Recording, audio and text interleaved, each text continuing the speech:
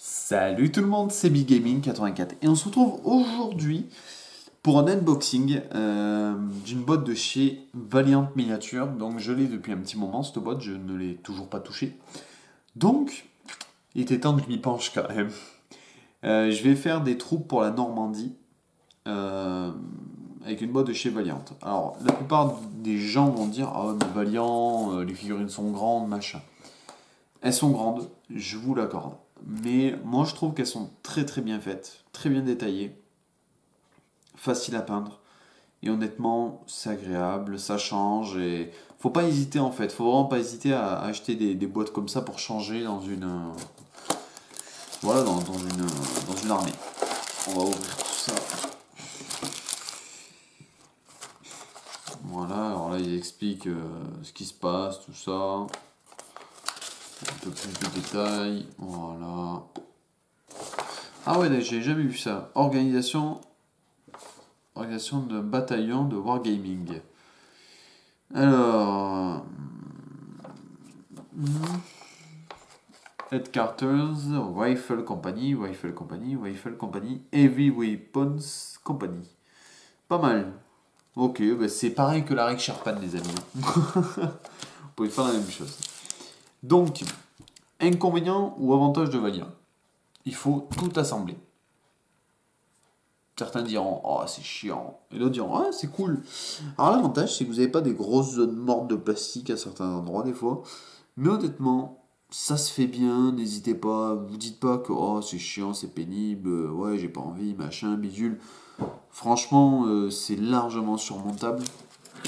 Le mieux c'est que vous laissiez en priorité sur la grappe et que vous fassiez votre sous-couche sur la grappe. C'est un petit conseil, vous faites après, vous faites comme vous voulez hein.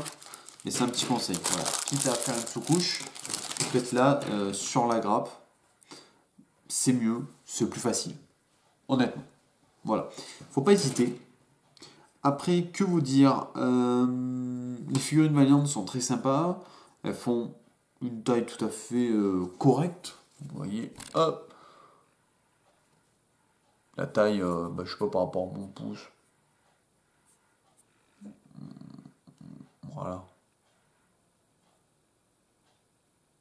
Oui, enfin ça fait correct quoi. Donc, en plus, vous avez pas mal de variétés d'armes, parce que si on regarde derrière la boîte, hop,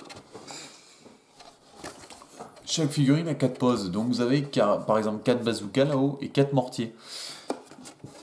Il y a 68 figurines, il y a de quoi faire en gros 6 sections de 10 hommes. Avec 6 sections, vous pouvez remplir les bazookas, un bazooka par section, plus 2 mortiers. Vous pouvez peut-être faire une section juste de Rifle Company sans mortier et derrière une section de mortier en plus. Donc franchement, en gros, vous pouvez peut-être faire 7 sections au total. C'est très correct et très bien. Pour une boîte qui vaut pas forcément beaucoup plus cher que d'autres marques. Et en plus...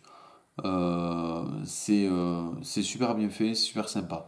Alors déjà je crois que j'ai dit une bêtise, parce qu'a priori il y a 8 bazookas. Il y a 8 bazookas là-dedans. Attendez, je vais compter. Non, il n'y a pas 8 bazookas. Ah si, il y en a 2 par grappe. Alors ouais, peut-être qu'il y a moyen de... Ah, alternative. Voilà, alternative. Donc on peut peut-être en faire moins, c'est mieux. C'est mieux. Également, ce qui est bien chez eux, c'est qu'ils mettent des pièces pour les conversions. Donc voilà, vous pouvez avoir des pièces en plus et tout, c'est très sympa et très bien fait.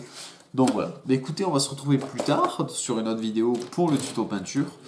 Maintenant, donc vous l'avez vu, ça change. Vous avez d'abord les unboxings et après les tutos peinture, c'est pour changer, pour varier un petit peu. Et vous allez avoir petit à petit des tutos peinture vraiment sympas qui vont arriver sur la chaîne. J'espère que tout ça vous plaît. Donc, vous verrez bientôt ce tuto peinture. Sur ce, à plus tout le monde.